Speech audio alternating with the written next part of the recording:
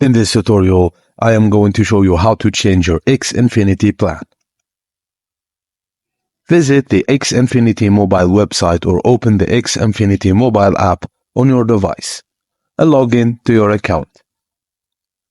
Once logged in, find the Activity section on the Menu tab.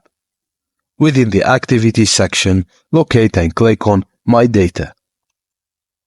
In the My Data section, you'll see a list of lines associated with your account. Choose the lines you wish to upgrade to the unlimited plan by selecting the checkbox next to them. After selecting the desired lines, look for the Data Options menu.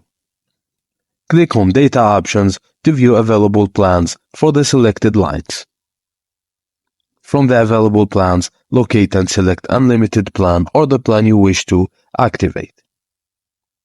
Once you've selected the plan, click on Continue or a similar button to proceed with the switch. Just review the details on your plan change, including any associated costs or adjustments. And that's it, guys. Thank you for watching, and please don't forget to like and subscribe for more.